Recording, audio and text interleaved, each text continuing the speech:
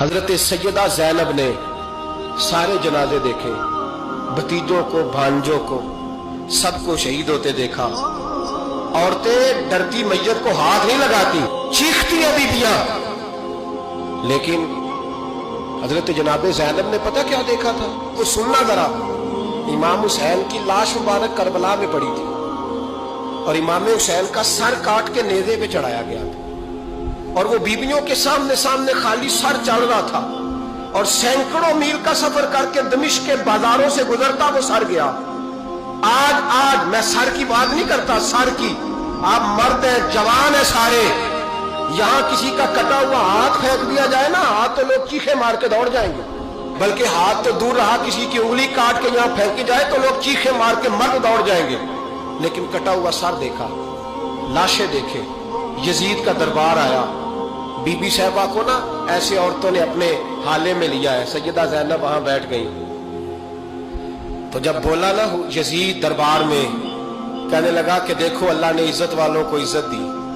معاذ اللہ ثم معاذ اللہ، اور میرے مخالفین کا کیا حشر ہوا جب اس نے دیکھے نا، ایک آدمی مجبور ہے، مقہور ہے، اتنا لمبا سفر ہے، غربت ہے، پیاس ہے، بیماری ہے، کیا انداز ہے جب اس عالم میں یزید کے دربار میں اس نے گستاخی کی امام حسین کی۔ یہاں لوگ کہتے ہیں کسی کو کچھ نہ کہو، کہ کیوں نہ کچھ کہیں، جو سیدنا امام حسین کے بارے میں بات کرے گا زبانیں کھینچیں گے اس کی، جو صحابہ کے بارے میں بات کرے گا ہم کرنے دیتے ہیں؟ یہ کیا بات ہوئی؟ گستاخی کرنا، بے ادبی کرنا، یہ کون سا دین ہے؟ یہ تو تم بے دینی پھیلا رہے ہو۔ سنو، جب اس نے بے ادبی کی تو سیدہ زینب چپ نہیں رہی، بلکہ حضرت زینب بولی اور کھڑی ہوئی، اور آپ نے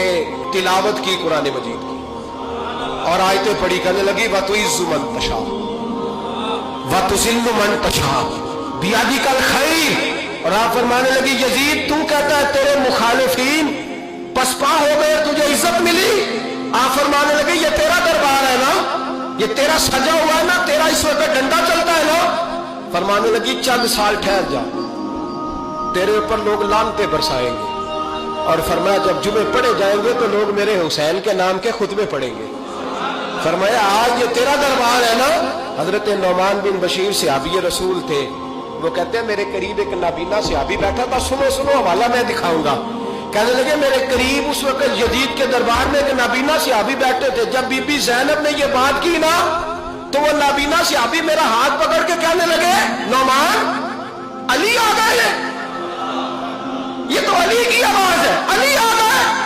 جبریل امی بول رہے ہوں جیسے، حکمت کے گوہر رول رہے ہوں جیسے، دربار دمشق میں وہ زینب کا خطاب منبر پہ علی بول رہے ہوں جیسے،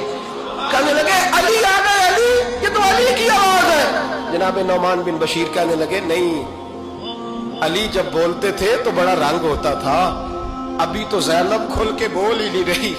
ابھی تو زینب ستائی ہوئی ہے، ابھی تو زینب زخم کھا کے آئی ہے، ابھی تو زینب پیاسی ہے،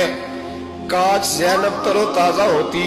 اور زینب خطبہ پڑھتی تو علی کی طرح گرجدار آواز نکلتی، یزید کے محل کانپتے۔